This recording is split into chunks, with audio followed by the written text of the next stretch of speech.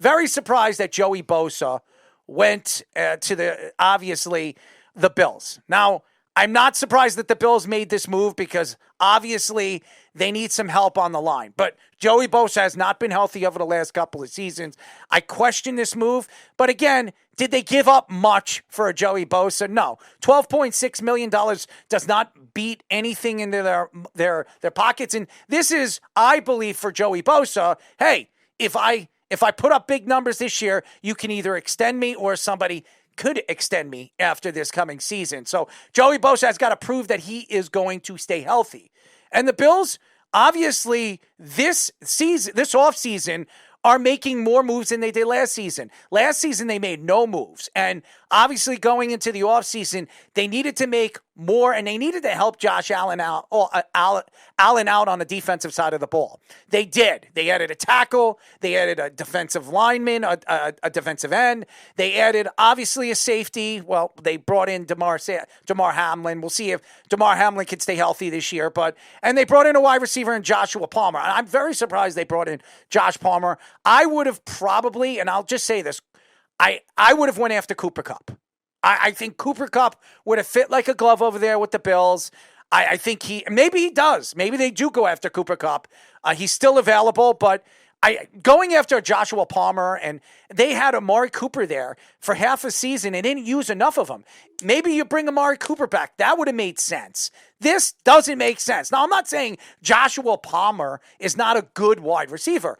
He's like a secondary wide receiver. The Texans have made a tremendous amount of trades. And this was a big one. And the Commanders really you're starting to believe that the Commanders could be the team to beat or the second team to beat in the NFC. Adding Lermy Tunsil is an absolute home run here. And I'm going to tell you why. The problem all season long last year was on the left side of the offensive line. Lermy Tunsil right now, and I'll say this, when healthy, he's a top 3 lineman in this league. He is a great offensive tackle. Now, he's got to stay away from the reefer, as we all know, but Lermy Tunsil is a great player. And giving up just a third and a seventh and a second and a fourth, this is a slam dunk. Now, you're going to have to pay Lermy Tunsil, and Lermy Tunsil is probably going to get an extension here, but Lermy Tunsil is a quality offensive lineman. As we have seen in many different places, you cannot, you cannot preach this more when it comes to finding offensive linemen. You can't find them. They don't exist. So when you can get a top offensive tackle like this for a third, a seventh, and a second, and a fourth, it's a home run. And this puts the Commanders in a really, really good position. And they're not done. They have a lot of money. And Dan Quinn obviously has a star quarterback that's getting underpaid because he's a rookie. He's on his rookie contract. He's got 4 more years left on that. And I think this is, if they have a chance, and I say this all the time when it comes to the NFL, if you have a quarterback on their rookie contract, these 5 years, especially what we've seen in a guy like Jaden Daniels and what we've seen with C.J. Stroud, these 5 years are so very important if your team has a chance to really start to make moves and bring in free agents and fill in spots and really bring in those contracts, because as soon as these guys become free agents or restricted free agents, this is when they're going to be making that $300 or $400 million deal. And we all know as long as Jaden Daniels stays healthy, he's going to get paid. So this is the perfect time right now to add pieces. If you have a chance or you have a belief that you're 1 or 2 or maybe even 3 players away from making a run for a Super Bowl, well, then you make these kind of trades. Obviously, the Texans also traded for safety Chauncey Gardner-Johnson. Gardner-Johnson has not been a good corner for years. He was a 4th corner on the Philadelphia Eagles. That's what he was. And he barely played throughout the playoffs. He really didn't. He was really a fill-in player. Now, I'm not saying Gardner-Johnson isn't good, but he's at the tail end of his career. And obviously, the Texans needed to tally up over there in their secondary, which they had problems all season in their secondary, which is they don't have any depth there. So adding a Chauncey Gardner-Johnson was an interesting move. I also think with the Vikings are very interesting because over the last couple of days, there were a lot of questions of what they're going to do with Sam Darnold. Well, now you know why they let Sam Darnold go. They needed to clean up and add pieces to the defensive line. And adding Hargraves and Jonathan Allen. By the way, Jonathan Allen was a big part of the Washington Commanders' defense last year. As a matter of fact, he was one of their best defensive players. And losing a guy like Jonathan Allen was, I think, a big question that I would have for Dan Quinn. Because Dan Quinn said throughout the season, without Jonathan Allen, this front seven was not as good without him. I mean, with him than without him. So I think that obviously losing a Jonathan Allen and Javon Hargraves, we all know, I'll say this, overpaid. And now he's going to a team with a team that needs obviously a front seven and add some pieces to the defensive line. And by the way, a defense that played very well last year with no front seven. They really didn't. Their secondary was sensational, and their front seven was but they played very well under one of the better, more productive defensive coordinators in all of the NFL. Daniel Jones, I'm not surprised the Colts made a move like this. Richardson is not the guy. He's not. And obviously he's going to be fighting and working to being the starter. I was talking to Mikey C before the show, and Mikey said that if Richardson's 100% healthy, he is going to have this job because you cannot put another quarterback in front of him after you drafted him in the first round a couple of years ago. Here's the reason why Daniel Jones can win the job before the season even starts. One, Daniel Jones really didn't have any weapons over there with the Giants. When he was traded or when he was dropped by the Giants and he went over to the Vikings, he never got a chance to play.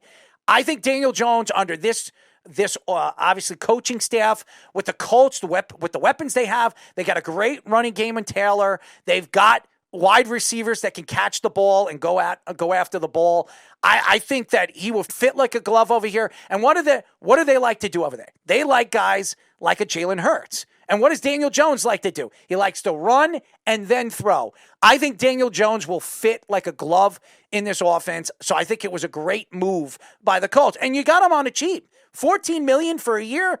If this team can sneak into the playoffs, you extend him. Because I know and everybody knows Richardson isn't the guy. And then there's the Giants. They added a corner. I'm sorry, I said wide receiver. They added a corner a couple of days ago, one of the better corners, if healthy, in the NFL. And then he had a safety. Holland is one of the more interesting safeties that were available this offseason. One of the reasons why is the guy can't stay healthy. When healthy, Holland is a Pro Bowl player. He is really good. He can go after the ball. He's a ball hawk. You could put him at strong safety. You could put him at free safety. You could do a lot of things with Javon Holland. But the question is he going to be able to stay healthy? That is the question. So the two moves that we are preaching that Joe Schoen has, made quality moves with, they're great players. But can they stay healthy? That is the question with the New York Giants. Obviously, the Chiefs restructuring Patrick Mahomes and Chris Jones tells me one thing, ladies and gentlemen. They're going after a wide receiver. I don't think anybody would not believe that if Tyreek Hill becomes available, or even Cooper Kupp, which Jamie Lee reached out to me and says, where do you think Cooper Kupp is going? And I said, since he hasn't signed anywhere, it seems more than likely he's going to Kansas City. And I wouldn't be surprised if Cooper Kupp goes there and Tyreek Hill, if he becomes available, goes there. Because Cooper Kupp is not going to be demanding top dollar. What is he going to get? 14, 15 million? Tyreek is still owed about 30 million for the next year. So maybe Tyreek takes a little bit less to go back to Kansas City, and you get two for the price of one. You still have Travis Kelce over there. You have Xavier. What's his name again? I'm sorry. Hollywood Brown that just signed. Hollywood Brown, but not Hollywood Brown. The one that just got in trouble. The one who just Xavier Worthy. I'm sorry, Worthy. Who we'll get into a little bit later, which I don't understand how he's not being suspended. Rice is coming back.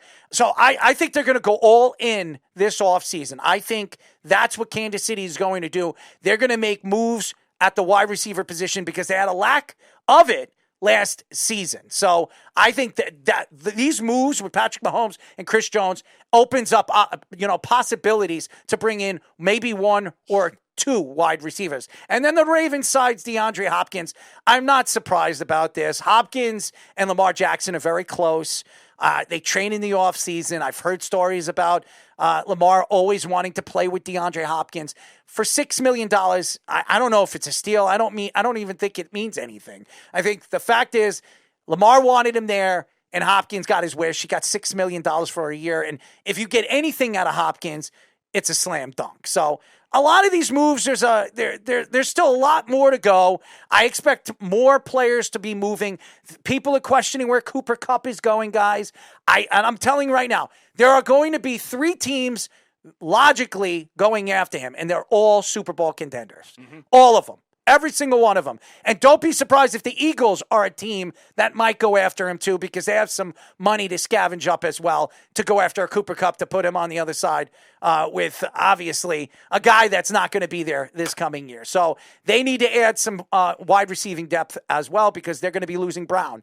So Brown is he's going to be a free agent. I think teams will be looking at a guy like Brown, but the only problem with A.J. Brown is you're going to be taking a lot of weight because of what he did during the season with the coaching staff and with some of the players, with Jalen Hurts. Those stories coming out that they weren't getting along. So you're taking on baggage if you bring in A.J. Brown. But I think Cooper Kupp would be another nice consolation prize if A.J. Brown doesn't go back to the Eagles.